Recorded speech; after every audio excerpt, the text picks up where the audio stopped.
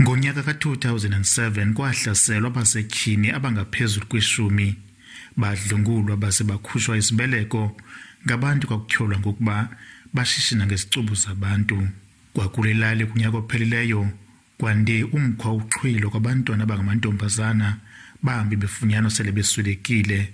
Ngoku lo mkhwa ujongene namadoda alahleka imihla nezolo, abahlali banxunguphele.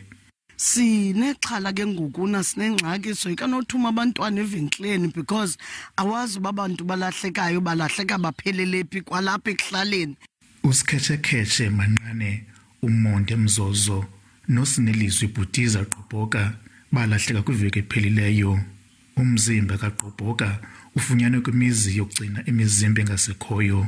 Wednesday kulahle umfana kaThutsha the week before end of the month kwasho uSolwa kwanyamalala ubhuti wami uthi cash obade phangele ekhasini adinga uncedo from kwenye province eKZN. Amapolisa saya kuthina sayoxela basilahlekelwe ngumuntu kanje kuthiwa bona bayamazi.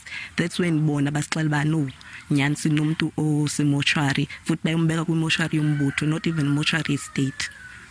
That's very upsetting and a failure from abapolisa njengabantu abalahlekelwe. Amachantliziyo ekuhlaleni athi akhathazekile zimeko zokulahleka kwabantu kulommandla. Ukusukela phaya kunyaka ka-2007 so kuye kwakhona omama about 10 and above abaye bakhushwa izibeleko apha eMbizana, so in the same vicinity. So apha kunyaka ophelileyo kuye kwakhona ukulahleka kwamantombazana, abantwana abangamantombazana.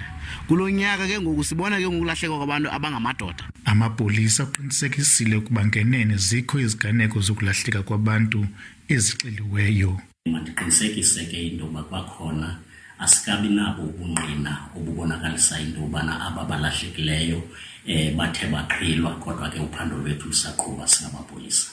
Abahlali bathi bafuna amapolisa aqinise inkqubo zokhuseleko ekuhlaleni. Dinkululeko Nyembezi, Izindaba ze SABC, eMbizana.